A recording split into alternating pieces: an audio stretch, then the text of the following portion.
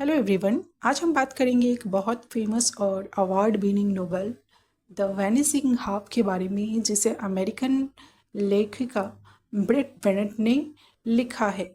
इस नोवेल की सबसे इंटरेस्टिंग बात ये है कि इसका नॉन लीनियर नैरेटिव, मतलब कहानी सीधी लाइन में नहीं चलती। कभी अतीत, कभी वर्तमान, कभी बेटियों की ज़िंदगी, कभी माँओं की, सब एक दूसरे से जुड़ते हुए धीरे धीरे सामने आते हैं।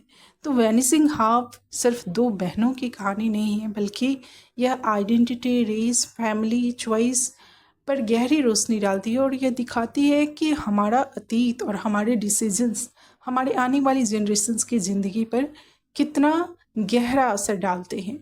तो चलिए इस कहानी को शुरू करते हैं। ये कहानी है दो जुड़वा बहनों की, जिसका नाम है डिज़ायरी एंड स्टेला वेगन। दोनों ब्लैक कम्युनिटी से बिलोंग करती हैं, लेकिन उनकी स्किन का कलर जो है वो लाइट है, पूरी ब्लैक नहीं है, थोड़ी सी लाइट कलर की है। वे एक छोटे से फिक्शनल टाउन मेलर्ड, ल्यूजियाना में पली बढ़ी हैं, जहाँ सिर्फ हल्की रंगत वाले काले लोग रहते हैं। लाइट स्किन ब्लैक पीपल मेलर्ड में रहते हैं। उनका बचपन बहुत मुश्किल में बीता था। उन्होंने अपने पिता को भीड़ द्वारा मारे जाते हुए देखा था। उनकी माँ ने उन्हें पढ़ाई से निकाल दिया ताकि वे घर का काम करके पैसे कमा सके। और इस दौरान स्टेला का सेक्सुअल एब्यूज़ भी हुआ, जिसे उसने सबसे छुपा लिया। साल 1954 में जब दोनों सिर्फ 16 साल की थी, तो उन्होंने मेलेट छोड़ दिया और न्यू ऑरलियंस भाग गई। लेकिन यहीं से उनकी ज़िंदगियाँ अलग अलग रास्तों पर चली जाती है। स्टेला उसने अपनी आइडेंटिटी बदलकर खुद को वाइट दिखाना शुरू कर दिया। स्टेला ने अपनी आइडेंटिटी बदलकर खुद को वाइट दिखाना शुरू कर दिया और एक मार्केटिंग फर्म में सेक्रेटरी बन गई। वहीं उसका बॉस, जिसका नाम ब्लैक था, उससे प्यार करने लगता है और स्टेला उसके साथ कैलिफोर्निया चली जाती है और वह वहाँ पूरी तरह से वाइट वुमेन का लाइफ जीने लगती है। वो अपनी जो रियल आइडेंटिटी है कि वो एक ब्लैक है, वो उसको सबसे छुपा लेती है। डिज़ायरी जो स्टेला के जाने से उसका दिल टूट जाता है। डिज़ायरी जो स्टेला की छोटी बहन है, दोनों ट्विंस हैं, बट जब स्टेला शादी करके चली जाती है तो डिज़ायरी का दिल टूट जाता है। बाद में उसकी शादी सैम विल्सन नाम के एक अब्यूजिव आदमी से होती है, लेकिन डिज़ायरी उस आदमी को छोड़कर वापस मेलर्ड लौट आती है। उसकी एक बेटी भी है जिसका नाम है ज्यूड। तो नेक्स्ट जनरेशन में हम कहानी जो है उसकी बेटी की ज़िंदगी पर घूमती है। कैनेडी जो है वो स्टेला की बेटी है और कैनेडी एक्टिंग में करियर बनाना चाहती है, लेकिन उसकी माँ स्टेला से हमेशा उसकी नहीं बनती। उनका रिश्ता माँ बेटी का तनावपूर्ण है।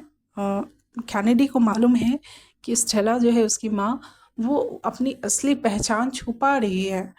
तो ये जो है, ये बात उनके रिश्ते में दरार बन जाती है। ज्यूड डिज़ायरी की बेटी है और उसकी स्किन का कलर थोड़ा डार्क है, क्योंकि उसके फादर का कलर भी डार्क ब्लैक था, तो ज्यूड का कलर भी डार्क है, और जिसकी वजह से मेलर्ड में लोग उसका मजाक उड़ाते हैं। बाद में वो लॉस एंजलिस चली जाती है और वहाँ यूनिवर्सिटी ऑफ कैलिफोर्निया में पढ़ती है। वहाँ उसे प्यार होता है एक ट्रांसजेंडर लड़के रीज से। एक दिन इस कहानी में बहुत बड़ा ट्विस्ट आता है कि कैटरिंग का काम करते समय ज्यूड को एक औरत दिखती है जो बिल्कुल उसकी माँ की जैसी लगती है। असल में वो उसकी मौसी स्टेला होती है, जिससे ज्यूड ने कभी मुलाकात नहीं की थी। बाद में ज्यूड की मुलाकात कैनेडी से होती है, जो कि स्टेला की बेटी है। धीरे धीरे उसे सच पता चलता है और वह कैनेडी को बताती है कि उसकी माँ स्टेला असल में कौन है ना। कैनेडी को पहले से ही शक था कि उसकी माँ उस असली पहचान छुपा रही है, और जिसको ज्यूड, जो कि उसकी बहन डिज़ायरी की बेटी है, तो वो कैनेडी को बताती है कि उसकी माँ स्टेला असली में कौन है। और ज्यूड स्टेला का सामना भी करती है, लेकिन स्टेला जो है वो डर के भाग जाती है। कहानी का अंत होता है कि ज्यूड मेडिकल स्कूल में एडमिशन लेती है और रीज के साथ फ्यूचर बनाती है। रीज को आखिरकार ट्रांजिशन सर्जरी भी हो जाती है। कैनेडी उसका एक्टिंग करियर फेल हो जाता है और वह रियल एस्टेट एजेंट बन जाती है।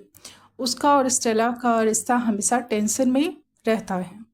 डेज़ेरी अर्ली नाम के आदमी के साथ सेटल हो जाती है और दोनों मिलकर अपनी माँ एडेले, डेज़ेरी एंड स्टेला की माँ का नाम एडेले है, तो डेज़ेरी जिस आदमी से शादी करती है अर्ली, दोनों मिलके अपनी माँ की देखभाल करते हैं और इसी के साथ ये कहानी अंत हो जाती है।